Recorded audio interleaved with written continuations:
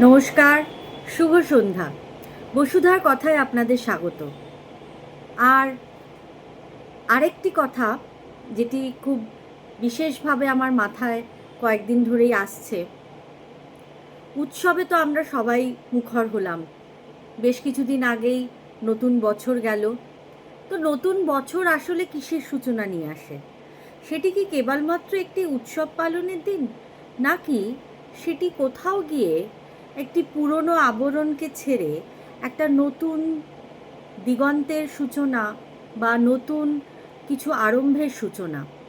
তো আমরা কি সেই একই রকম থেকে যাব, নাকি নতুন সময়ের সঙ্গে সঙ্গে নিজেকেও নতুন করে বদলাবো?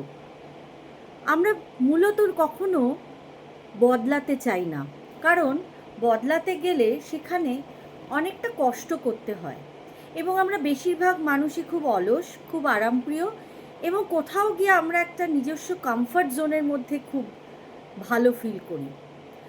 উল্টো দিকে যে জিনিসটি আমাদের জন্য খারাপ, সেটি জানা সত্ত্বেও কিন্তু আমরা অনেক সময় সঠিক কাজ করবার জন্য এগোতে পারি না।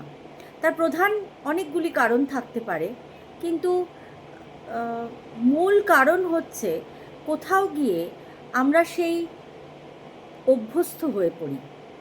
অভ্যস্ততার যে অভ্যেস, সেটা কিন্তু খুবই খারাপ।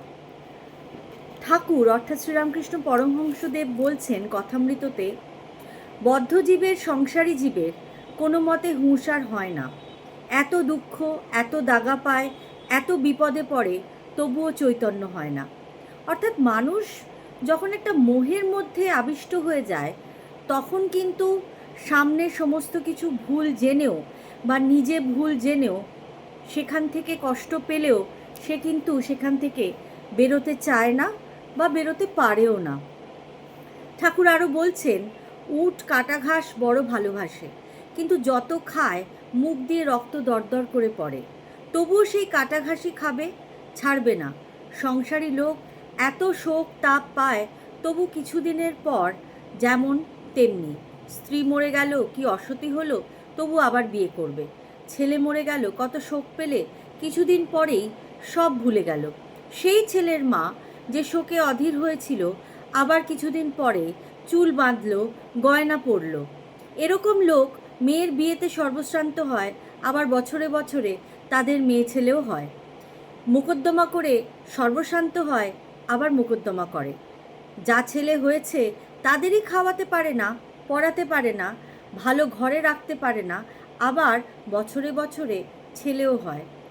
আবার কখনো কখনো যেন সাপে ছুঁচো গেলা হয়, গিলতেও পারে না, আবার উগরাতেও পারে না। বদ্ধ জীব হয়তো বুঝেছে যে সংসারে কিছুই সার নাই, আমরা আর কেবল আঁটি আর চামড়া, তবু ছাড়তে পারে না, তবুও ঈশ্বরের দিকে মন দিতে পারে না।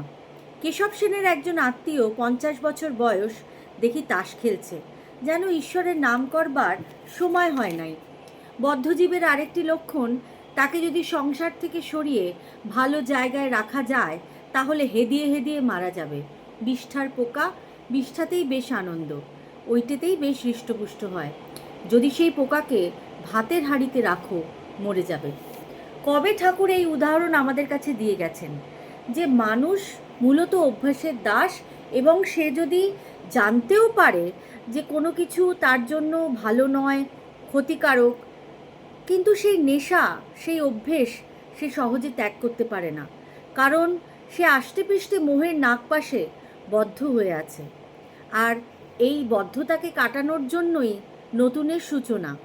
এই বদ্ধতাকে কাটানোর জন্যই, এই বদ্ধতার যে কারাগারের মধ্যে আমরা বদ্ধ হয়ে আছি, সেইটাকে নাড়া দেওয়ার জন্যই কিন্তু নতুন সময় আমাদের কাছে আসছে। কিন্তু আমরা নতুন সময়টিকে মূলত একটা উৎসবে পরিণত করে দিই, এবং সেখানে আমরা নানান রকম খাওয়া দাওয়া, ঘোরাফেরা এইসব করে সেই সময়টিকে কাটিয়ে দিই। ভালো কথা, উৎসবের আমি বিমুখ নই, কিন্তু তার আসল সিগনিফিকেন্স কোথায় সেটা কিন্তু বুঝতে হবে। নিজের পুরনো অভ্যাস ছেড়ে, নিজের খোলস ছেড়ে নিজেকে রিবর্ন করা এভরি ডে, সেটাই কিন্তু প্রকৃত উৎসব, এবং তাই কিন্তু উৎসবের আসল উদ্দেশ্য। আশা করি এই অংশ আপনাদের ভালো লেগেছে। আমাকে আপনাদের সুচিন্তিত মতামত জানাবেন। সবাই ভালো থাকবেন। নতুন বছর আপনাদের সকলের ভালো কাটুক। শুভ নববর্ষ, শুভরাত্রি। সর্বে ভবন্তু সুখিনা, সর্বে সন্তু নিরাময়া, সর্বে ভদ্রাণী পশ্যন্তু, মা কশ্চিৎ দুঃখভাগ ভবেৎ। আর বসুধার কথা চ্যানেলটিকে লাইক, শেয়ার এবং সাবস্ক্রাইব করবেন। ধন্যবাদ।